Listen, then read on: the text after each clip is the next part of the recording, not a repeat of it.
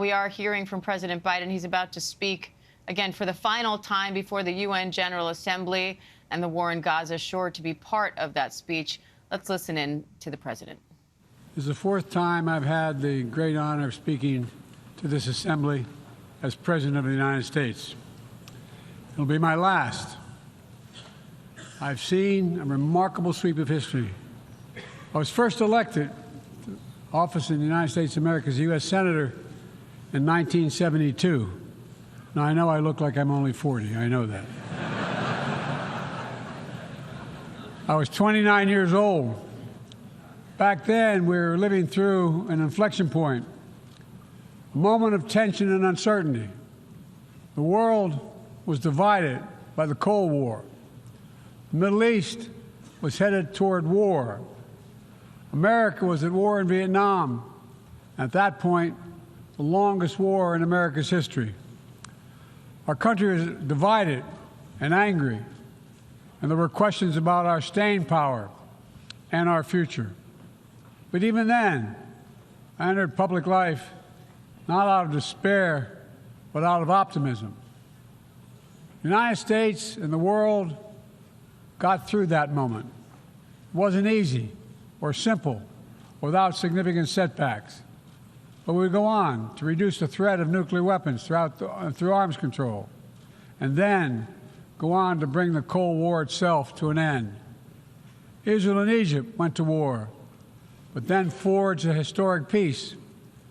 We ended the war in Vietnam. The last year in Hanoi, I met with the Vietnamese leadership.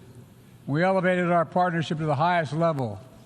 It's a testament to the resilience of the human spirit and the capacity for reconciliation. That today, the United States and Vietnam are partners and friends. And it's proof that even from the horrors of war, there's a way forward. Things can get better.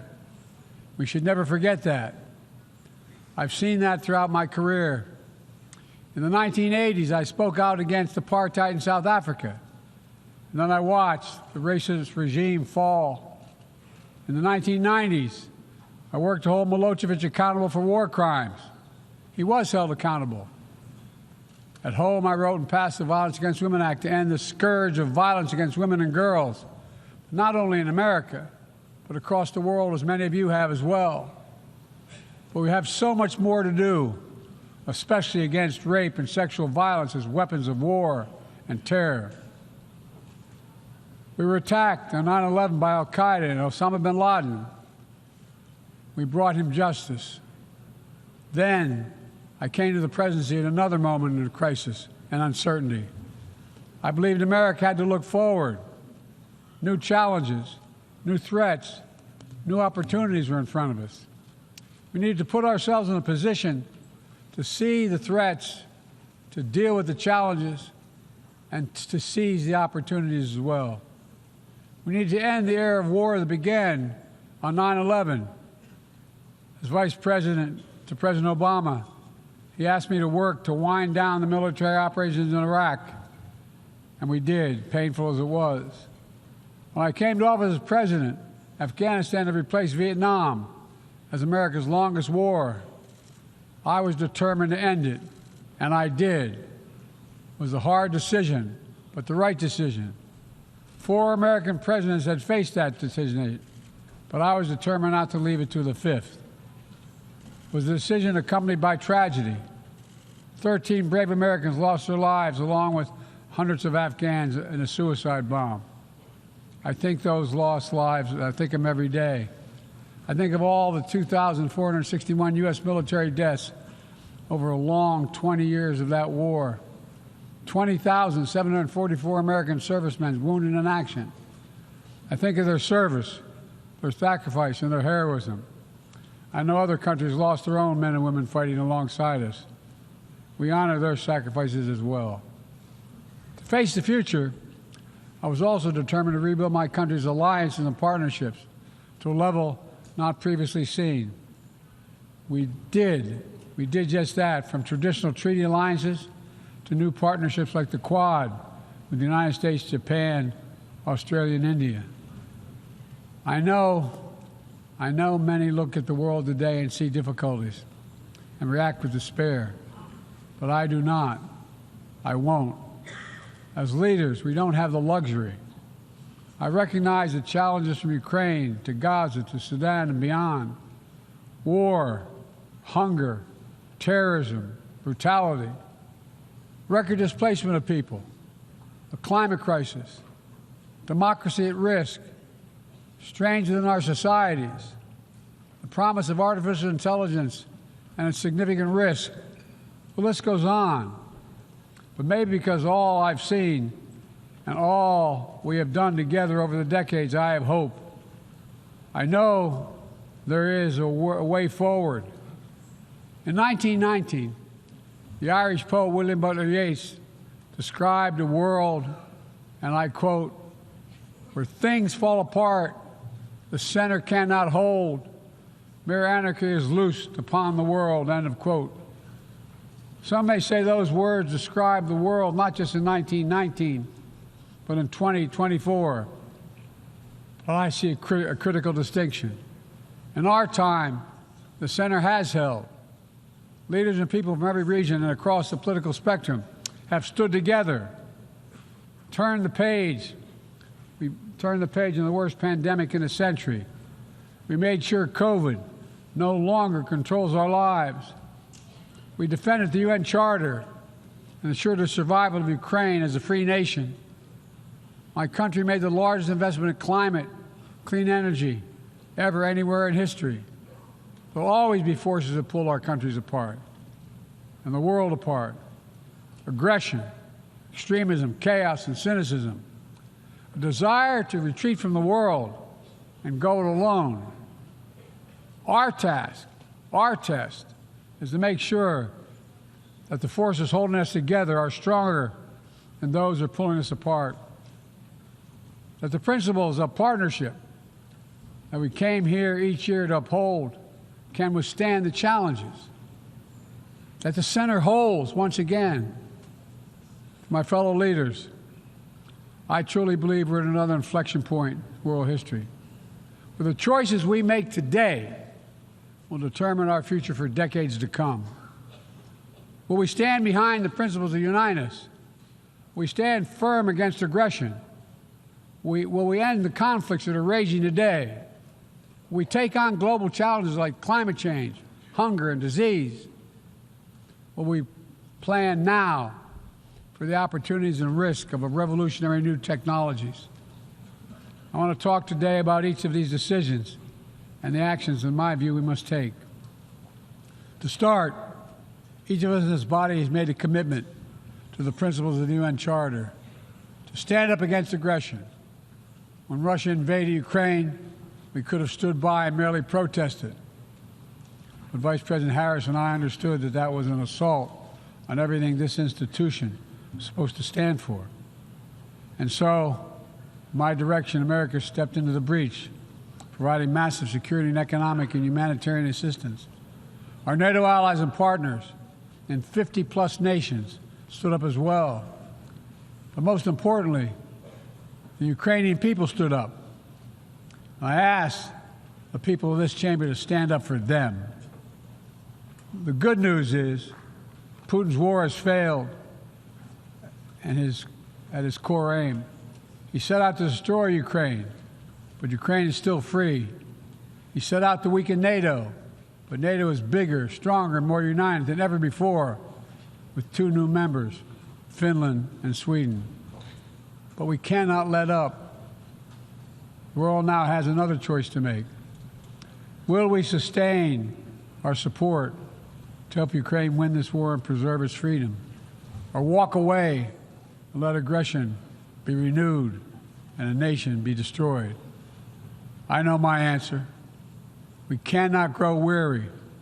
We cannot look away. And we will not let up on our support for Ukraine, not until Ukraine wins a just and durable peace in the UN Charter.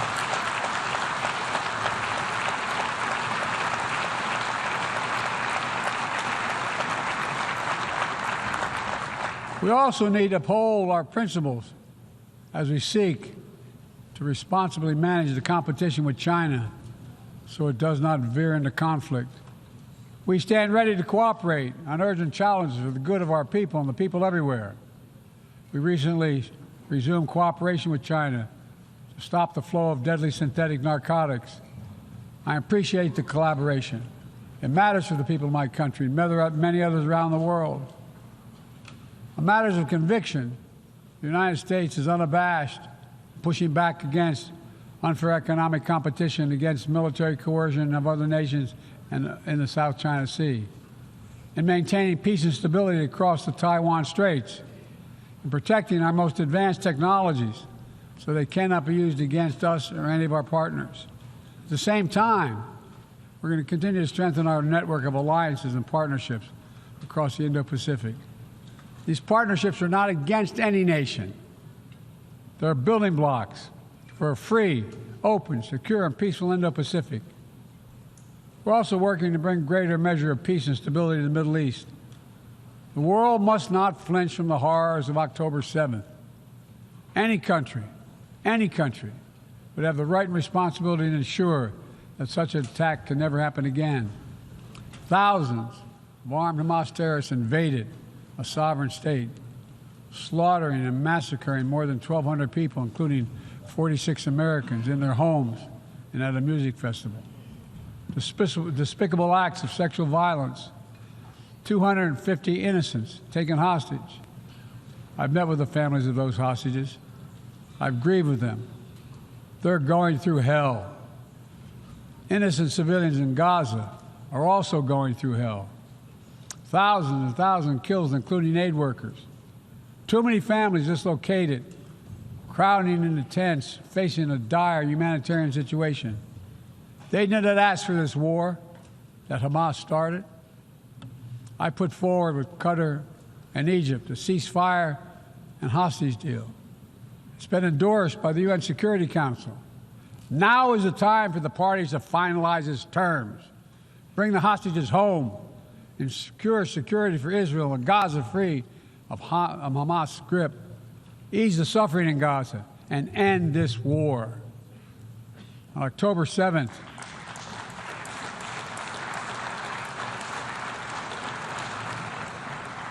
since October 7th, we've also been determined to prevent a wider war that engulfs the entire region.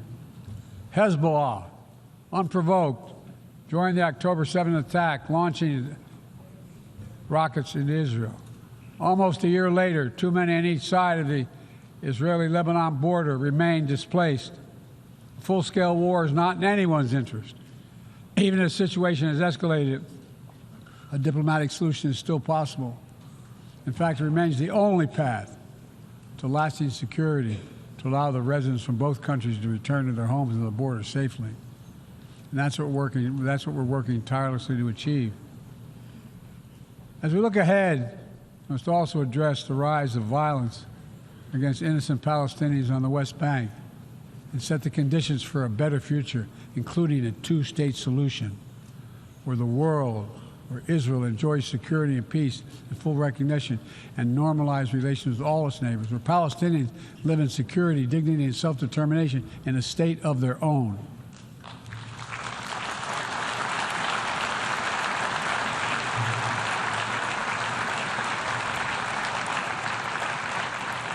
Progress toward peace will put us in a stronger position to deal with the ongoing threat posed by Iran. Together, we must deny oxygen to its terrorist proxies, which have called for more October 7th, and ensure that Iran will never, ever obtain a nuclear weapon. Gaza is not the only conflict that deserves our outrage. In Sudan, a bloody civil war unleashed one of the world's worst humanitarian crises. 8 million on the brink of famine. Hundreds of thousands already there. Atrocities in Darfur and elsewhere. The United States has led the world in providing humanitarian aid to Sudan. And with our partners, we've led diplomatic talks to try to silence the guns and avert a wider famine. The world needs to stop arming the generals, to speak with one voice and tell them, stop tearing your country apart, stop blocking aid to the Sudanese people, end this war now.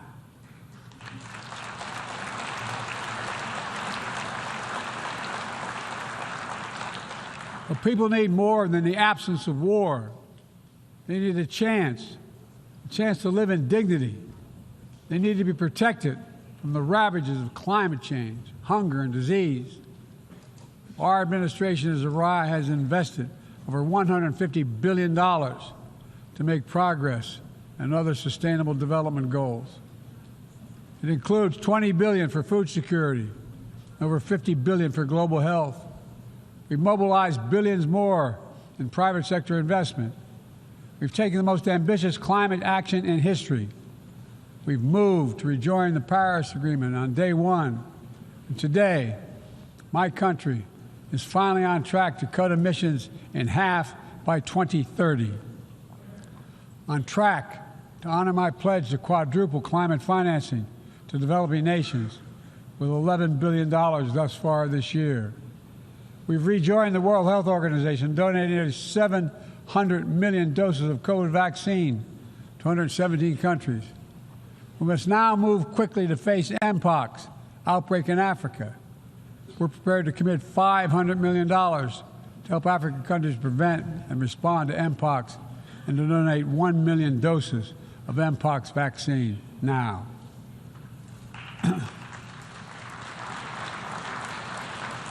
We call on our partners to match our pledge and make this a billion-dollar commitment to the people of Africa. Beyond the core necessities of food and health, the United States, the G7, and our partners have embarked on an ambitious initiative to mobilize and deliver significant finance to the developing world. We're working to help countries build out their infrastructure, to clean energy transition, to the digital transformation, to lay new economic foundations for a prosperous future. It's called the Partnership for Global Infrastructure and Investment. We've already started to see the fruits of this emerge in Southern Africa and Southeast Asia and in the Americas. We have to keep it going. I want to get things done together.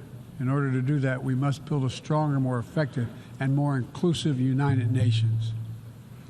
The UN needs to adapt and bring new voices and new perspectives. That's why we support reforming and expanding the membership of the UN Security Council.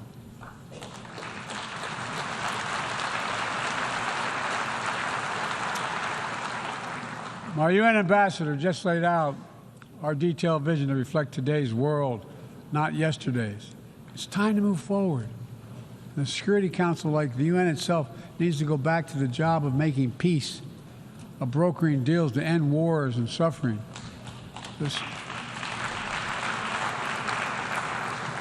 And to stop the spread of the most dangerous weapons, of stabilizing troubled regions in East Africa, from East Africa to Haiti, to Kenya-led mission that's working alongside the Haitian people to turn the tide. We also have a responsibility to prepare our citizens for the future.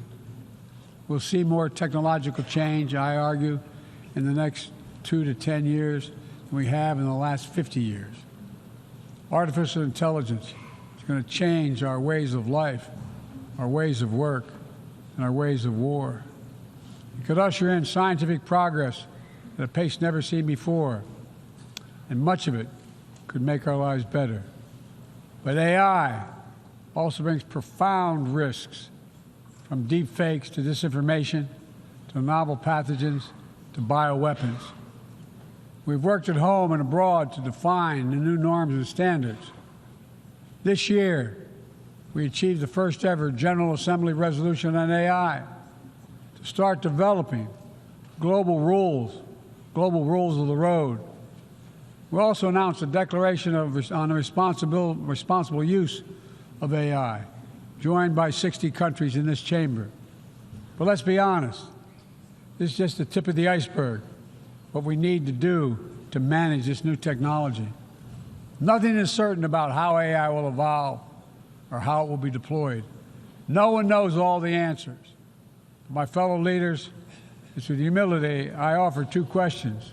First, how do we as an international community govern AI? As countries and companies race to uncertain frontiers, we need an equally urgent effort to ensure AI's safety, security, and trustworthiness. As AI grows more powerful, It must grow also must grow more responsive to our collective needs and values. Benefits of all must be shared equitably. It should be harnessed to narrow, not deepen, digital divides. Second, will we ensure that AI supports rather than undermines the core principles that human life has value and all humans deserve dignity?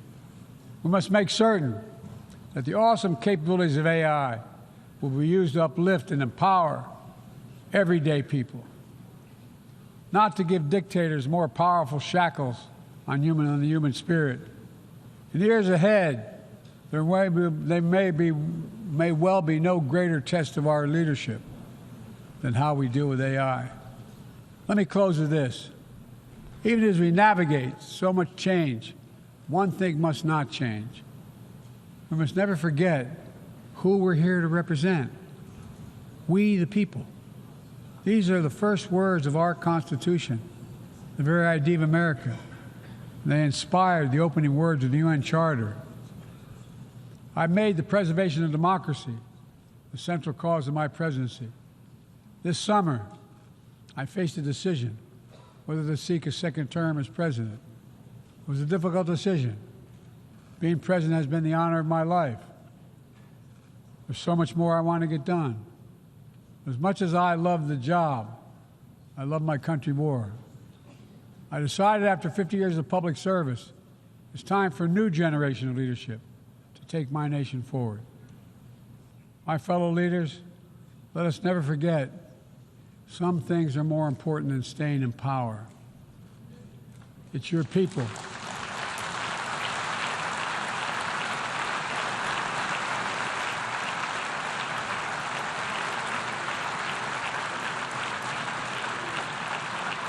It's your people that matter the most. Never forget, we are here to serve the people, not the other way around. Because the future will be won by those who unleash the full potential of their people, to breathe free, to think freely, to innovate, to educate, to live and love openly without fear. That's the soul of democracy. It does not belong to any one country. I've seen it all around the world, and the brave men and women who ended apartheid, brought down the Berlin Wall, fight today for freedom and justice and dignity. We saw it, that universal yearning for rights and freedom in Venezuela, where millions cast their vote for change that hadn't been recognized. But it can't be denied. The world knows the truth. We saw it in Uganda, LGBT activists demanding safety and recognition of their common humanity. We see it in citizens across the world peacefully choosing their future. From Ghana to India to South Korea, nations representing 1/4 of humanity who will hold elections this year alone. It's remarkable, the power of we the people, that makes me more optimistic about the future than I've ever been. Since I was first elected to the United States Senate in 1972, every age faces its challenges. I saw it as a young man. I see it today. But we are stronger than we think. We're stronger together than alone.